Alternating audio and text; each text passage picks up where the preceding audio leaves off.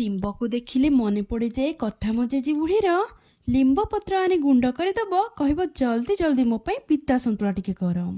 ଚାଲନ୍ତୁ ବନେଇବା ପିତା ସନ୍ତୁଳା। ଲିମ୍ବ ପତ୍ର ଦେବା ଭାଜି, କୁଟି କାଟିକି ଗୁଣ୍ଡ କରିଦେବା, ସବୁ ପରିବାକୁ ଦେବା କାଟି। ପ୍ରେସର କୁକରରେ ଢାଳି ଦେଇ ପାଣି ଫୁଟିବାକୁ ଛାଡ଼ିଦେବା।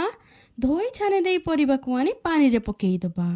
ଦରକାର ଅନୁସାରେ ଲୁଣ ଦେଇଦେବା। ଘୋଡ଼ଣି ଘୋଡ଼େଇ ସିଟି ସନ୍ତୁଳା ଆମର ରେଡ଼ି ହେଇଗଲା। ଦବା ଟିକେ ଗୋଳେଇ ଘାଣ୍ଟି। ରସୁଣ କଞ୍ଚା ଲଙ୍କା ରେଡ଼ି କରିଦେବା ସନ୍ତୁଳା ଫୁଟଣ ପାଇଁ। କଡ଼େଇ ବସେଇ ତେଲ ଢାଳିଦେବା। ମୁଁ ଫ୍ରିଡମ୍ ରିଫାଇନ୍ ୟୁଜ୍ କରିଛି, କାହିଁକିନା ଆମ ଘରେ ଆଜି ସୋରିଷ ତେଲ ନାହିଁ। ତେଲ ଗରମ ହେଲା, ସୋରିଷ ସାଙ୍ଗରେ ଶୁଖିଲା ଲଙ୍କା ଦେଲି ଫୁଟେଇ। ରସୁଣ କଞ୍ଚା ଲଙ୍କା ଛେଚା ହାଲକା ଭାଜି ଦେଇ ପିତା ଗୁଣ୍ଡ ଦେଲି ପକେଇ। ସନ୍ତୁଳା ପକେଇ ଘୋଡ଼ଣି ଘୋଡ଼େଇ 5 ମିନିଟ୍ ପାଇଁ ଦେଲି ଛାଡ଼ି। ପିତା ସନ୍ତୁଳା ଆମର ରେଡ଼ି ହେଇଗଲା। ଆପଣମାନେ ଜଲ୍ଦି ଜଲ୍ଦି ଚ୍ୟାନେଲକୁ ସବସ୍କ୍ରାଇବ୍ ଦିଅନ୍ତୁ କରି। Thank you. ଜୟ ଜଗନ୍ନାଥ। ପୁଣି ଦେଖା ହେବା ନେକ୍ସଟ ଭିଡ଼ିଓରେ। ବାଏ।